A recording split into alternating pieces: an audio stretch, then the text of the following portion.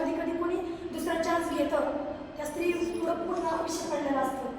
हे पण मला माहिती आहे तितकंच. ह्यातल्या खूप स्त्रिया असतात त्यापैकी, पण मी पण त्यापैकीच एक आहे. मी असं म्हणलं की नाही आहे, पण त्यातून मी कधी कधी ते पण तिला लाभत नाही.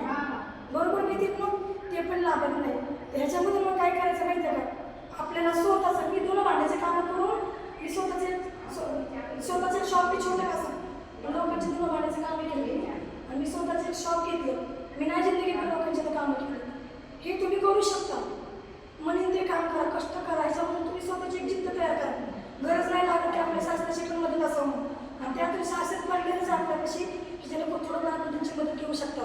पण सुरुवात तुम्हाला तुमच्या स्वतःच्या कष्टापासूनच पहिली करायची. आपला कोणी स्वतः पैसे आधी देत नाही. शासन बी झालं तर लगेच नाही.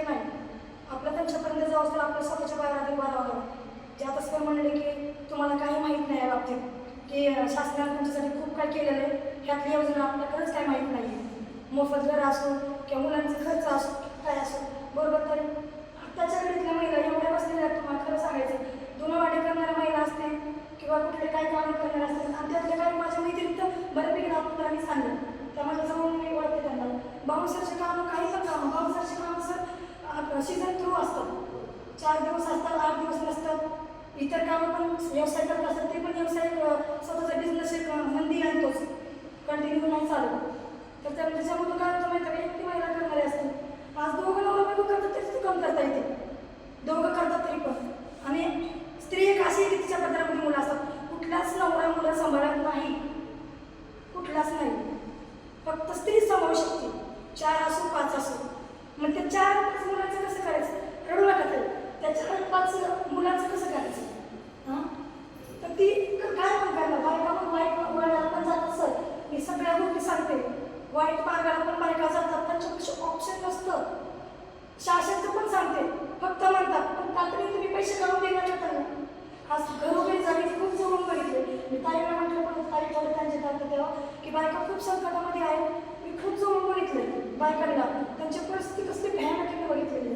मला प्लॅटफॉर्म पाहिजे होतं सर की मला हे सगळं बोलायसाठी, की मला महिन्यासाठी खरोखर काम करायचं होतं, पण मला नाही भेटलं ते प्लॅटफॉर्म. आणि मी पण ते अडचण येत होते की मी सगळं माझं प्रयत्नची बघून मी वेळ नव्हते देत. मला पण माझं खरं वागवायचं होतं. मग मला तरी प्लॅटफॉर्म पाहिजे की माझं पण कुणी पगार देऊन मी त्या महिन्यासाठी काम करू शकते, खरंच करू शकते.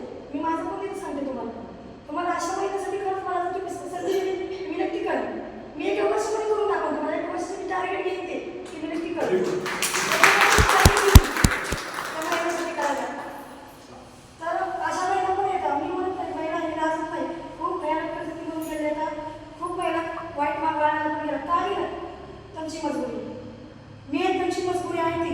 ऑप्शन नाही मुलं त्यांच्या काही 3 मुलं 4 मुलं त्यांच्या पदात मी मुलांसाठी बाईक काय पण करू शकते आणि करते ती.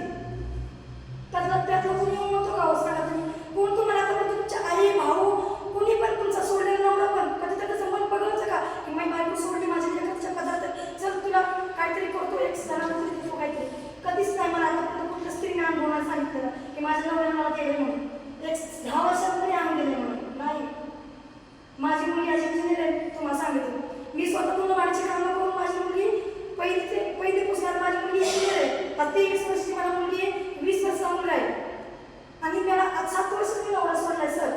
मैत्रिणी तुम्हाला सांगते या 7 वर्षात मी लोकांचे धुणं भांडे बाथरूम धुतले सगळं केलं, तरी पण मी अशी राहते मी एकदम छान की लोक मला वाटते की मी किती VIP काम करते का.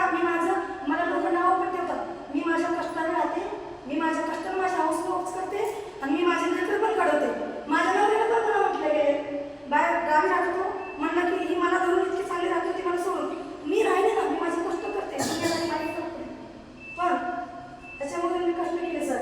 मला हे स्त्रियांना सांगायचं सुरुवातीला त्रास होईल. मला दाराचं मूळ पण माहीत नव्हतं. मी 18-19 वर्ष माझ्या नवऱ्यापाशी राहिले, दाराचं मूळ माहीत नव्हतं मला, पण पडले मी बाहेर